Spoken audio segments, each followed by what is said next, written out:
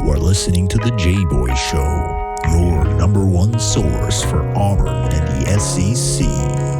My goal was to run through his soul and grab his heart when I run through his soul. Kurt, Nate, Coach Staff, those are memories.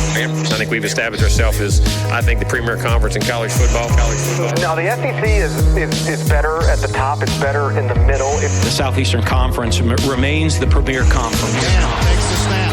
Looking for the receiver. He's got Lutz and Kirkland. Touchdown, Auburn! Think about it. It's always been the SEC and everybody else trying to catch it. I think this is probably the best league from a competitive venue standpoint.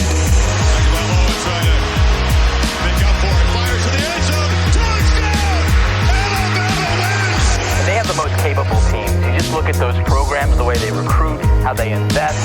Snap to Burrow. 3 steps. Fires. Back corner of the end zone. Over the shoulder catch. Did he hold on? He did. Justin Jefferson. Touchdown, Tiger. And now, your host, Jboy. Hello, everybody. It's Wednesday, so you know what that means. Got a huge recruiting roundup coming for you. I have Tay coming up first to talk some football, then have Eli coming up on the back end to talk a little football and a little basketball at the end. I want to start just before we get Tay. I want to talk a little basketball before we get into the football. And I put out a tweet last night, obviously saying that, the relationship between J.D. Davidson and Auburn has been strengthening for a while now. It's something that you may have seen in the media a little bit, but it's been kind of behind closed doors. I know Coach Wes Flanagan and the whole staff is super high on J.D. I've had sources tell me that some people think he's the best point guard to ever come out of the state of Alabama. Now, I know the relationship. There's a family member he has that really, really loves Auburn, which is going to be a huge deal. And I think it's a reason why they've been trending. But, people ask the question, well, you already have Sharif Cooper because J.D. Davidson's a 2021 kid. So, if Sharif Cooper stays more than 1 year, which I project he will, you're saying, okay, well, having J.D. and Sharif on the same team doesn't make sense. No, well, J.D. can play the two. I don't think J.D. is going to be mad because you put him at shooting guard. He's an elite scorer, like Sharif. Sharif's an elite scorer, but having somebody next to Sharif that can do the things that JD can do kind of starts making you think of Jared Harper and Bryce Brown a little bit. And I know it's tough to compare, players from the past to players that haven't even gotten to Auburn yet, but you really could have a situation where you have an aggressive, smaller point guard that's not afraid, that can play on an elite level, and then you have a 2 that can absolutely fill it up. Now, the thing about JD is I think his potential is way higher than Bryce's. Now, he's not nearly the shooter that Bryce is, and coming out of high school, I'd say Bryce was a little bit of a better shooter, but there's so many other parts of JD's game that Bryce didn't have as a young guy. He's a guy that defensively can cause havoc just like Bryce, but I think he's actually a little bit quicker. I think he's a little more athletic. I think his driving game early is way ahead of where Bryce's was, because Bryce was really out of control driving until his senior season. So it's something where Auburn would get 2 guys that, number one, once they develop a chemistry, it would just be beautiful to watch. But you're also looking at having two of the most talented guards in the country. That would give you 2 5-star guards, which is absolutely insane. So that's one to really keep an eye on. I'm not going to put out a prediction yet, but I think it's coming. And again, we don't put out predictions until we feel absolutely, pretty ho-hum about it. Another guy, before we get to Tay, I want to talk about a little bit in the basketball game, and that's Scoot Henderson, that's Joyful Hawkins, the 2022 class guys, both from Kell. I think Auburn's leading for both. I think Auburn is trying to make it a package deal. I think Auburn got in early. JD is in a class ahead of these two. So a lot of it's going to come down to scholarship numbers. And if you look at the team now, unless you have either a ton of attrition or a couple guys go early to the draft, which that means good things probably happened. Auburn's not going to have a ton of scholarships for this next class, which you say, oh man, well, we can't sign all these good players. Well, experience matters more than stars. I'm going to go ahead and tell you, every coach would take a fourth-year senior that has been ultra productive over a 4-star recruit any day of the week. Now, some 5-stars are different just because of the elite level that they're at. But I look at Joyful and I look at Scoot. They're two guys that play with each other, are used to each other, probably going to want to go to school together. And I think Auburn, Bruce Pearl's staff's done a great job of positioning themselves. And really just finally Jabari Smith Jr. We had Paul Biancardi on the show. That's the head recruiting guy at ESPN. He knows the stuff. And he said he feels like Georgia and Georgia Tech, the in-state teams, are really pushing. But he said, and it's funny because Auburn's, not that far at all from Jabari. So it's really like being in the state of Georgia. So I don't think that will have a huge factor. I think it's Georgia Tech, Georgia, and Auburn right now. It's really hard for me not to see Jabari taking the professional route, at least from what I've heard from people that understand how they project those guys way better than I do. So he's another 5-star to keep an eye on. But you can really tell that Bruce Pearl has taken Auburn's ability to recruit the top players to a new stratosphere. You're talking 5 stars, high 4 stars.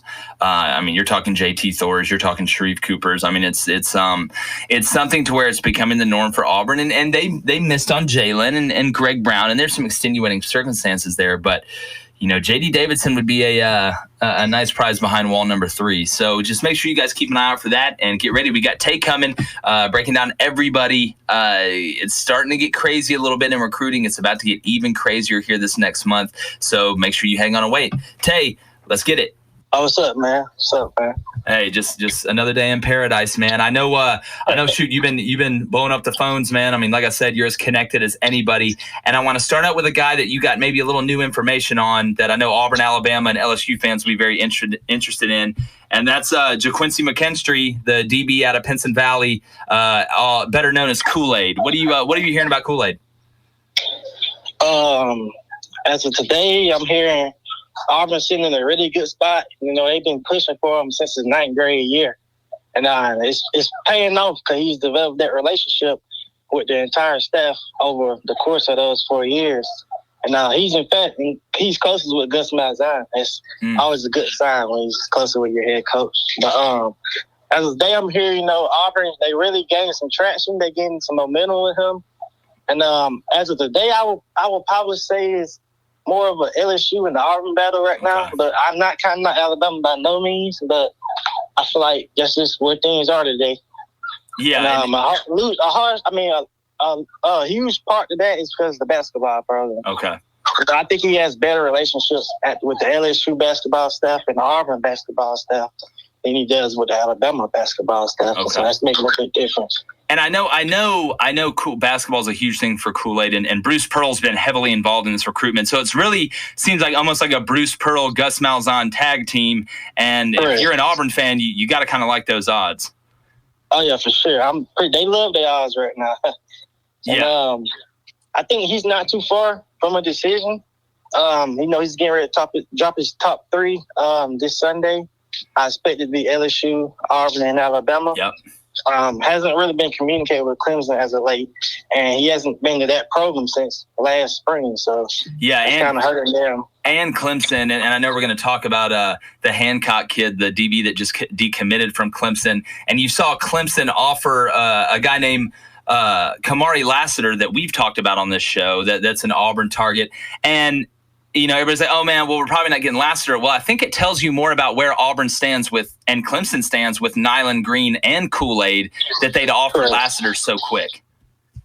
I think with that, I don't think they was expecting Hancock to decommit, but he did, and I'm pretty sure that Lassiter was a kid that they have had on their board for a while and probably been communicating with him for a couple months, and just told him to be patient on the offer, and they finally offered him last night. But I'm gonna do some little digging to see if that offer actually, if they actually will become a threat with him. But I find that they might, but no visions right now. So he has never seen that program. So we just see where it leads. But I think Auburn, they sit in a good spot with him. He's very high on the board, and you never know. They're still pushing for Nyland. I know. He's still torn between Auburn and Alabama. Georgia not far behind. I will still give Auburn a little lean there with Nyland over Clemson.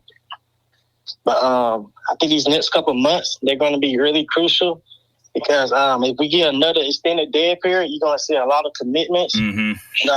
There'll be a lot of happy Auburn fans. Yeah, and it's kind of crazy because obviously, you want the season, but when you take away the visits, it almost just slows everything down to what, like you brought up, it's a great point. How do you commit to a place that you haven't seen? Now, it is Clemson. Obviously, they've had a lot of success, but a lot of times it's not really the kid that is super duper worried about seeing it. It's the mom and the dad or the grandma, the grandpa, or the auntie, or the uncle. Entire family. Yeah. Correct. Yeah. So, and again, man, when's the last time you saw somebody decommit from Clemson?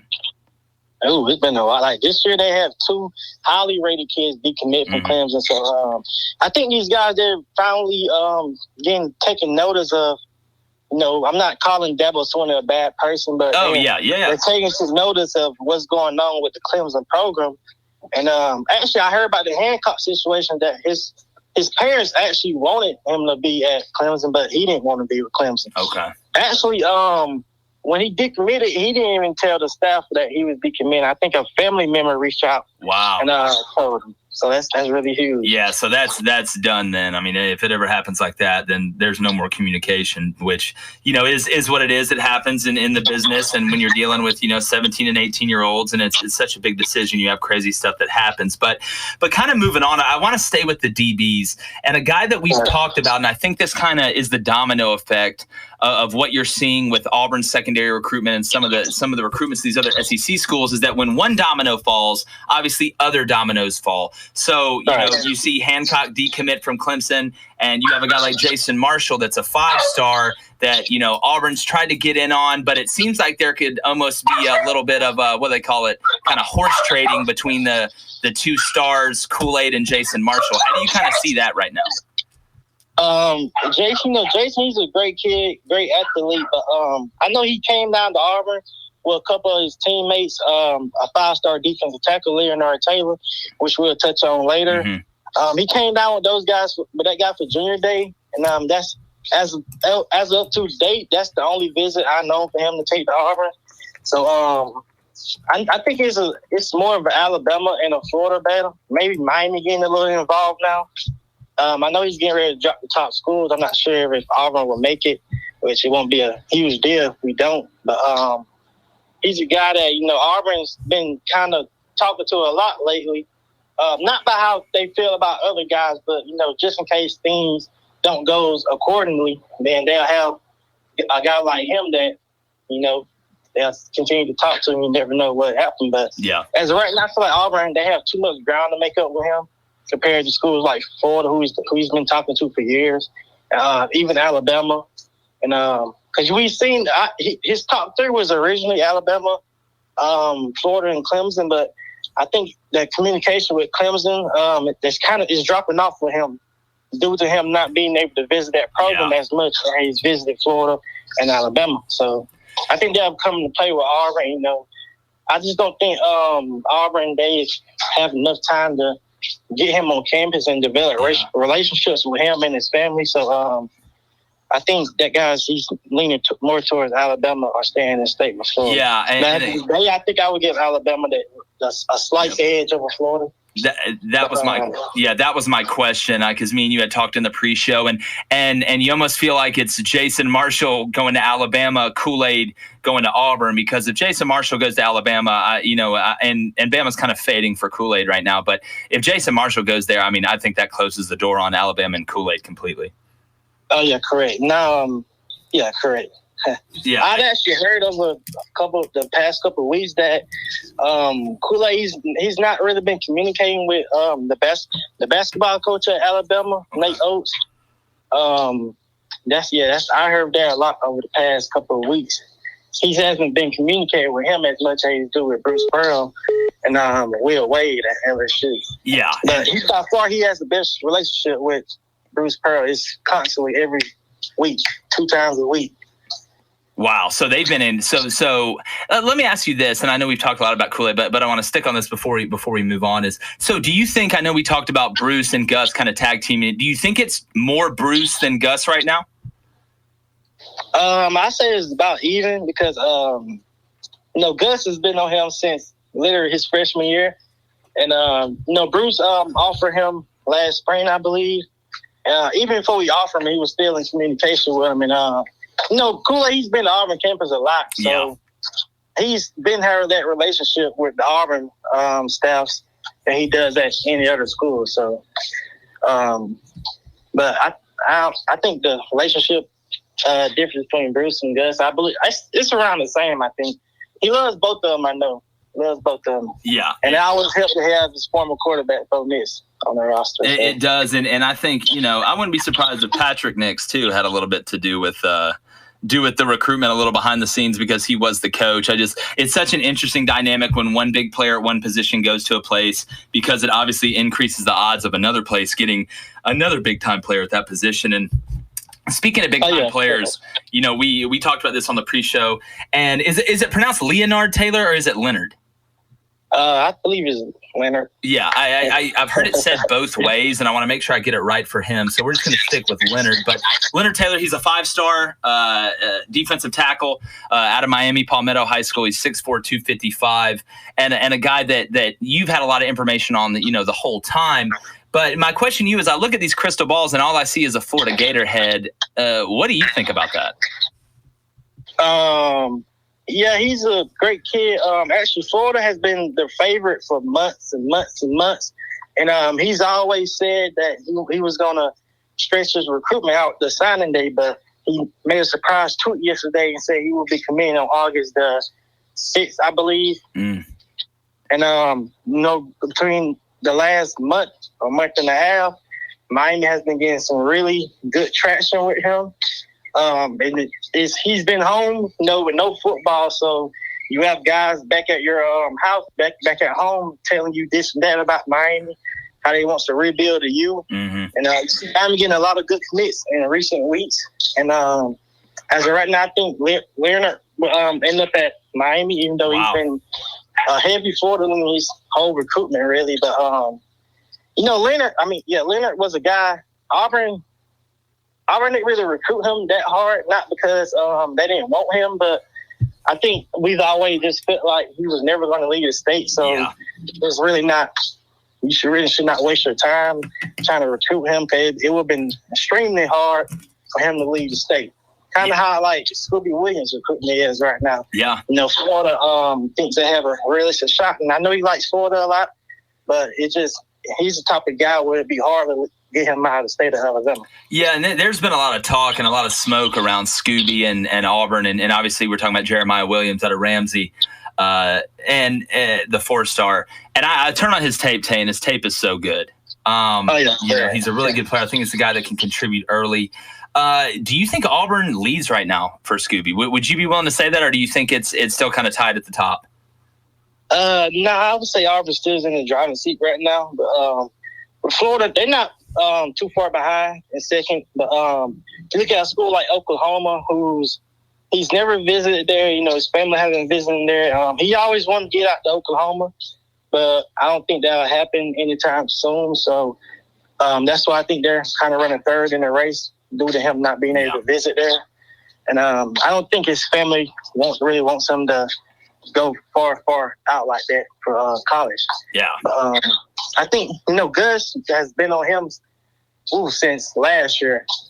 And it's paying off. He actually has the best relationship with Gus on the staff. And, Gus, he single-handedly wants him. He texts him every week, checks up on him. But really, everyone, we got D working him, his position coach, which will be Al Poe. But I think Scooby's a guy who could grow into a linebacker fit if he continues to gain weight when he get to a college program. But I know a lot of people earlier, they were saying it was probably Alabama-Auburn battle, but that faded away quickly because, due to the linebackers that Alabama was picking up. Yeah, and they got another one yesterday. Oh, yeah, correct. They got a pretty good linebacker yesterday. Blackshear, yeah. But I would still say Auburn, they in the driving seat. They've been in the driving seat for a couple of months. He's definitely Auburn to lose, and I think unless something crazy happens, with the coaching staff, I think he will sign with Auburn come December. I still won't rule out a commitment. He could commit if they just stay in the dead period. I think he will be on commit watch. But if they're actually able to take visits this year, I think he'll stretch out to signing day. But I really feel comfortable about him. So, yeah. Definitely, and that's one that obviously Gus Malzahn the staff have made a huge priority, and like you said, man, you summed it up perfect. It's paying dividends. That's why you put that work in early. That's why you stay up late and text and do all that stuff. And when you get to the nitty gritty, they remember the ones that stayed up with him and the ones that were talking to him when nobody was talking to him, and that's something I think Auburn's done a good job of there. Moving on, there was a new offer Auburn put out last night. Obviously, Adonai Mitchell going to Georgia. We had Adonai on the show. It's Rock Taylor from Oxford. Yes, Rock Taylor. It's another Rock. I'm wondering if everybody in Oxford name is Rock. I wonder how good his spin move is. I'm sure it's pretty good. But, he's a guy that's committed to Tennessee. But you have a little inside info on who he grew up rooting for. He grew up an Auburn fan, and actually when he committed to Tennessee, a couple of days later, he tweeted out his recruitment was still open. So I think by no means he's a lock to Tennessee. He still communicating with Auburn. He's been communicating with Auburn for months. Now he was just really waiting on that offer. He finally got the offer. Now we will see where that leads. But Auburn has definitely developed a relationship with him over the months because, like I said before, we just offered him last night. And even before that, we were still talking to him kind of as a backup plan. That's what I'm guessing. That's what it looks like to me is obviously, Leary goes to Bama, Adonai goes to Georgia, and Auburn kind of backed off the Adonai deal, for some reasons that I don't want to put out, on air. But, I'm looking at it and I watch his film. And I know Auburn wants a slot. I know that's what they're looking for. They're trying to get a speed guy inside. He's 6'2", he's long, he moves pretty well. He's a guy that you could put inside and he would be, he would be fine. He looks more natural to me as an outside receiver. Well, what do you think he is? Me of Seth Williams a little he bit. Does. That's a good comp. I like that comp. Kind of underrated a little bit too. Coming out, just a guy, if you watch him, one thing about his film that you'll notice is he got really good burst after he catches the ball. And most of the time for bigger receivers, for long striders, it takes them a couple steps, to get going. And once they get going, they're as fast as anybody. But I like his length and his burst kind of put together. I think he's a pretty good prospect. He's a very athletic guy. I think he caught about 80 balls last year for 1,300 yards. And he actually played against Kool-Aid in basketball, too, and he had a very good game that game against Pinson. So he's very athletic, a guy the staff likes a lot. But with the wide receiver recruiting, I think Auburn will be very patient there. Yeah. I think they look at Rock as an outside guy, and they'll give Dawson a shot on offense and defense. But with Leary off the board, you got Adonai off the board. Auburn's still recruiting guys like Matthew Johnson Jr. Richard too. Oh yeah, Richard Smith. But the thing with Richard, he's never visited Auburn. Yeah. So, that'll be a hard pull, and he plans to commit very soon. So I think that's another guy that would land at the U. They're trying to rebuild you over there, man. Definitely. Get the crib rocking again. But kind of speaking of slots, this one's going to make some headlines here because you found out some information about Shadrack Banks, a guy that we've talked about on this show, the Texas A&M commit that we know Auburn really likes. He's a guy that we've kind of put on flip watch, and for good reason because you found a little bit of information I think everybody is going to want to hear. Yeah, Shad, as soon as D committed to Auburn, he reached out to Auburn, and the interest has been mutual ever since. Auburn just had to continue to build that relationship with him, be in constant communication. But man, I actually heard that he was close to flipping to Auburn, but he gave it a little second thought, and he said, "I'm gonna wait." I don't think he's never visited. I think he visited Auburn once last year when him and D came to camp, and he's a very, very good athlete. Played his junior year. He played in 3 games. He got hurt. But he's a guy that I definitely will keep an eye on. His social media, he says all Texas A&M, but, if a guy's committed to another school and he still communicate with another school, then there's always reason for optimism there. So, But he's a really a guy. I feel like he could end up in the class. Auburn just have to keep pushing him, keep working on him, and it'll pay off in the end. It never hurts you have his offensive lineman committed, and you have his quarterback committed. Yeah. So that's another thing. I mean, it's and you talked about just the relationship that him and D have, and even if you take the friendship out of it, knowing you have a quarterback that is going to get you the ball is a big deal too, and that can get you the ball, especially for these big-time recruits. But another guy we've talked about too, Tay, and that's Michael Trigg. Auburn offered him to play basketball and football, and me and you talked in the pre-show. We've been saying we don't think he's Auburn. I've heard there may be some grade issues there. What can you tell me kind of about Michael Trigg? Trigg is a guy that Auburn likes a lot. Bruce Pearl likes him a lot too. I've heard. As now I say, it's the Auburn, LSU, and Kentucky battle, but maybe South Carolina in there. But he's a guy that I know. He told me recently that if the visit gets postponed again, he's gonna try and make a commitment in early September. Okay. He told me. Yeah. So he visited Auburn, so that's a good sign. Him and his dad visited right before the pandemic began. So that's always a good sign. He really liked it. He liked it what Chad Morris said he was going to do with the tight ends. He's a really athletic guy. He's we're still talking to him daily, but as of now, I can't really say where he's leaning. He's kind of in between with every school. I know he likes LSU and Auburn a lot. Yeah, he likes those two schools a lot. He wants to get out of state, and he's a guy we could absolutely take two tight ends. That's my question, because that room is full. Oh, yeah, correct. I actually expect a couple of guys to transfer out. I do, too. I wouldn't be shocked. And there's a few guys I think that are really going to step up this year. And some of them, they can put an H and they can do some different things with. I mean, you got to have that. But he's a guy to keep an eye on. I don't know. I look at that room and a big-time guy like him, I don't know. But, crazier things have happened in recruiting. And as we kind of wind down here, a big-time target, another guy that, Auburn's going to be in the final group, but I just don't think they're going to get him. And that's Amarius Mims. He's dropping his top schools today, I believe, correct? Yeah, correct. I think he'll drop a top 4 or 5 today. Okay. I don't expect it to be a top 3. He's a guy Auburn has worked a lot. He's been to Auburn campus a lot. He connects well with Jack Bicknell, with their entire staff. He has a good relationship with D, but I feel like, Auburn's, they're telling him they can play early. He's listening to it, but anytime the kid, he's a 5-star offensive tackle, so he has Georgia after him, Alabama after him. I think those are the two main schools that will get his signature.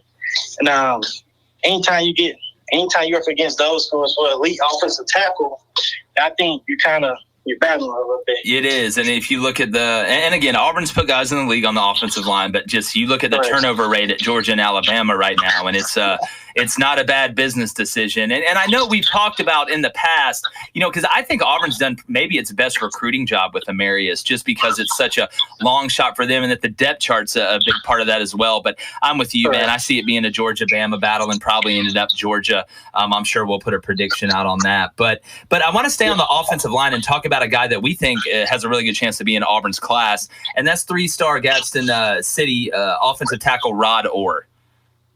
Rod, he's a guy that Auburn's been talking to him for a while now. He's absolutely a take right now. He's high on the board. He's a big kid, athletic kid. He moves good for his size. He's waiting on that Auburn off, and I really think it's going to come real soon. Once the staff kind of feels where Mims is kind of going, I feel like they'll give Rod that offer. But they always want to see him in person. And, no campus visits right now, so you won't be able to see him in person. So I think they'll just go with their gut feeling, just offer him without seeing him in person. And then if the visits actually happen again this year, they'll want to get him on campus. He'll visit campus. I know he has an original commit date for August the 1st. He has an original commit date for August the 1st. But he said he will hold that off for the Auburn offer, so that pretty much tells us he wants the Auburn offer really bad. Yeah, I think he's a guy that absolutely end up in the class if Auburn offers him not too late. And actually another guy, Hudson Valley offensive tackle. Yeah. Rayvon Crum. Yes, correct. He's a teammate of Kool-Aid, actually. He told me recently that, Auburn's been talking to him real heavy, too. And he's expecting an offer from Auburn at the beginning of this season, if high school ranks have a season this year. But he told me Auburn is close to offering him also. So he's a guy to keep an eye on also. Definitely. And Pinson, I mean, you talked about, they're loaded. Rayvon, he's 6'5". He's 340. Like you said, he's from Pinson. He's a class of 2021 guy, 3-star. And I'm looking at his offer list right now. And you've got Arizona State, you've got USF, you've got Kansas. And I'm sure, obviously, once he gets that Auburn offer, I don't know if there's some grades or anything like that, then I'm sure if he gets it, then he's going to blow up. Because, I'm looking at him now, and, he's got long arms. He's put together pretty well. Obviously, he'll reshape his body a little bit in college. But last offensive lineman, a guy we're getting on the show, and that's 4-star Terrence Ferguson. He's committing Sunday.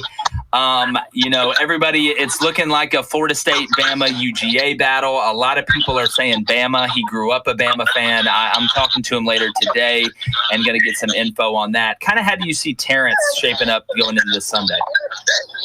I think Terrence, he will commit to Alabama on Sunday, but throughout his whole recruitment, really, he's been a Georgia lean. And I even heard people tell me that Georgia thought he was a solid commit. He might have been, but these guys, they can change their mind at the last minute. And he's a very good prospect. Auburn actually was recruiting him, but we never really gained any traction with him due to him not coming on visits a lot. Yeah. And look at that, the O-line class that Alabama is putting together.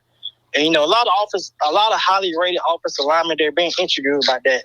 They all want to play together, so that's really making a big difference. And another guy I'll touch up on, James Brockemeyer. Yeah. I know I've been talking about him for a couple of weeks now, and they've always said that the Brockemeyer twins are a package, and they've been training at Alabama for months and months, and people have them on commit watch, but as you realize, they haven't committed yet. So that's kind of something to keep an eye on, because they've been leaning at Alabama for about 2 months, I'll say, but they just have not pulled that trigger yet due to Auburn recruiting James really, really tough, giving him something to think about.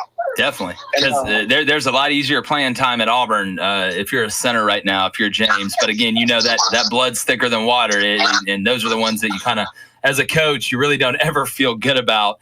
But I want to ask you this, Tay, before I let you go here in the last few minutes. So if Terrence Ferguson commits to Bama, do you see Amarius saying, okay, well, y'all got J.C. Latham, y'all got Terrence Ferguson, whatever, I'm going to Georgia?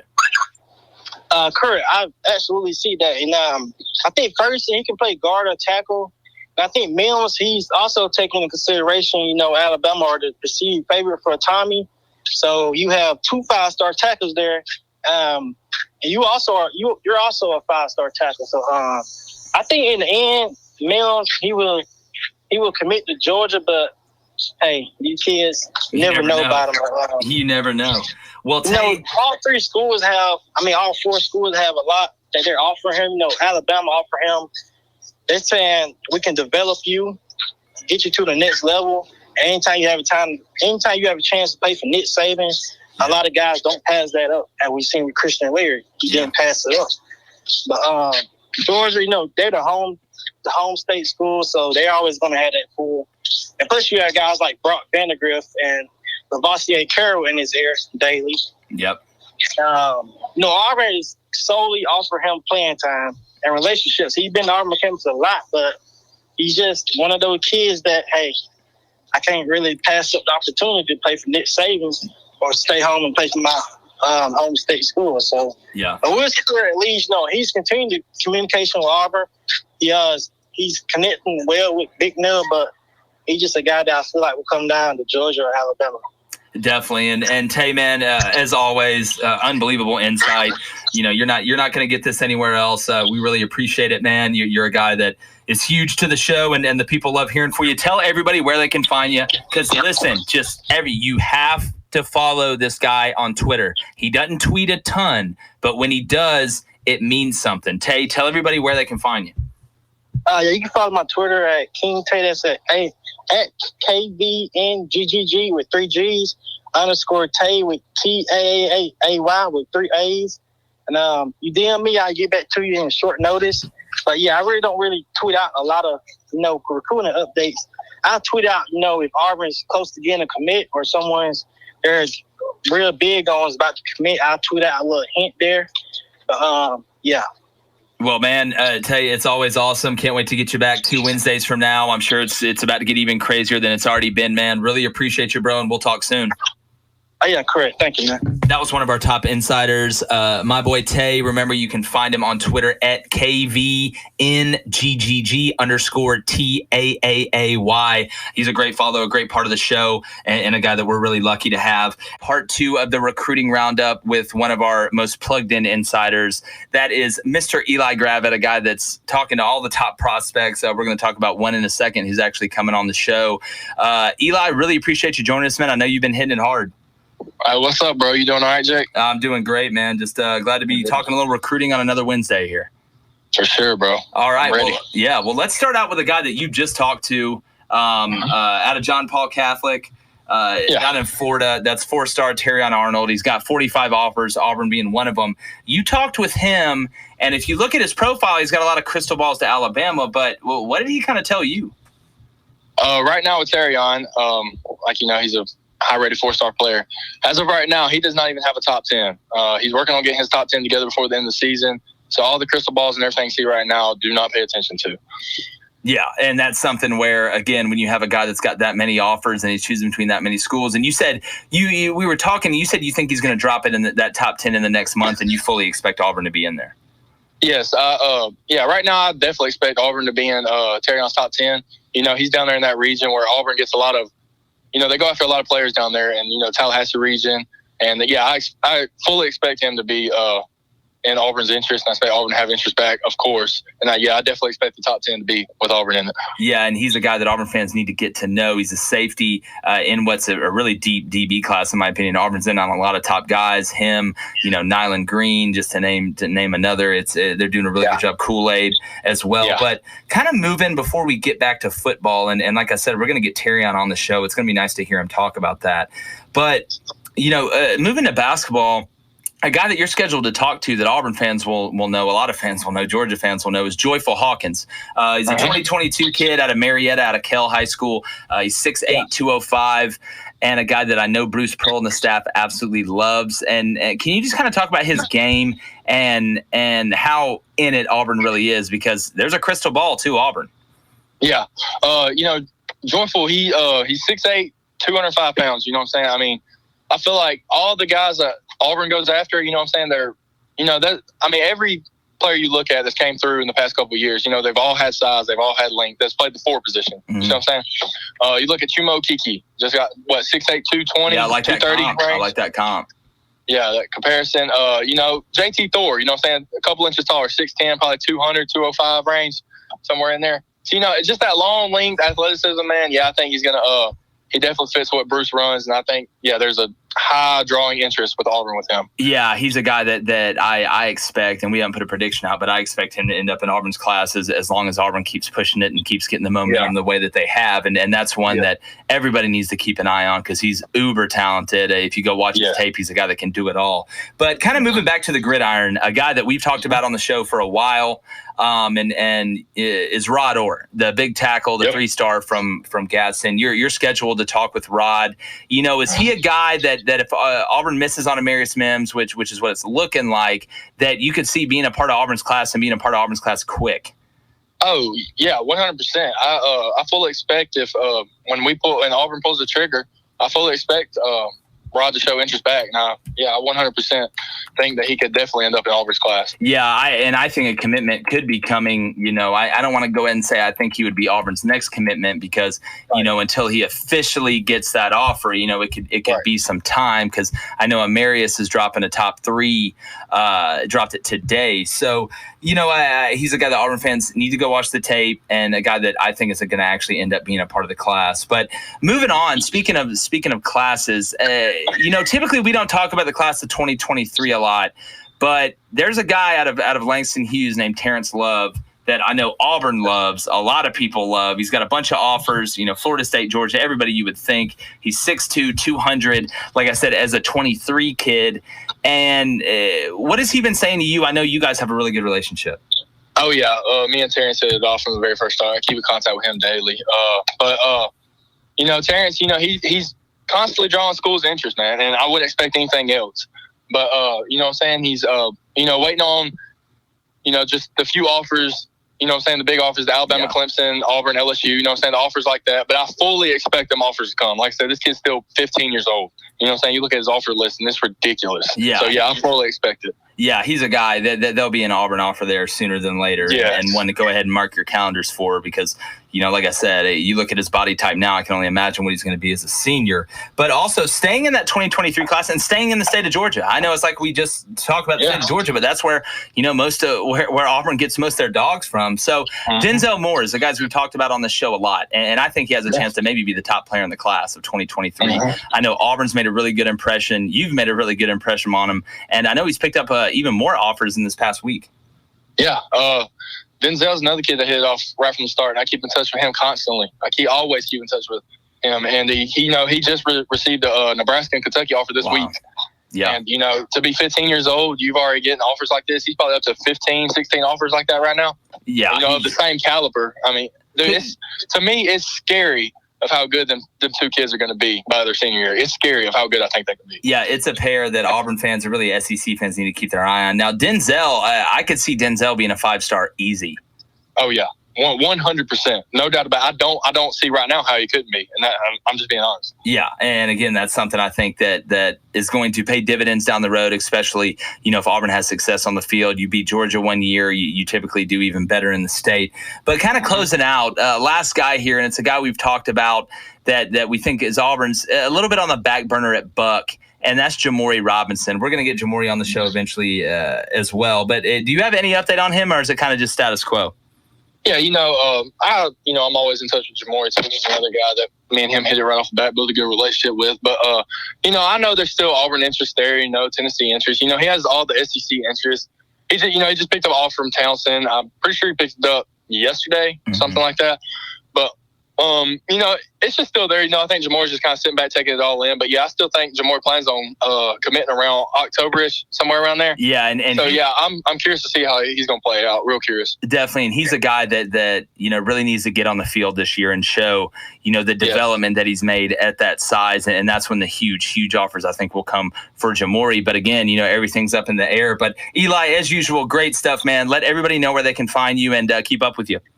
Yeah, as y'all know, I'm sure most of y'all follow me, but if you don't, please go follow us, everybody. At Eli Gravitt's mine, pretty simple, just my first and last name. Type it in, I'll be the first one that comes up. Definitely. Well, Eli, it's always fire, man. I appreciate you. Hey, no problem, Jake. As we're always really lucky to have you guys. Thank y'all. Shout out to the Investor Brand Network, the best PR team in the biz. Faison in the studio, mixing it up. Again, guys, we're growing. Really excited to announce our official partnership with IBN Sports. That's the Investor Brand Network and something that's really cool. We're really excited. It's all because of y'all. We're going to keep bringing the heat. Remember, text Jboy to 90407. You get the earliest predictions, and we have a few big announcements coming. So it's another edition of the Jboy Show, the Recruiting Roundup Wednesday, and Jboy's going. Gone.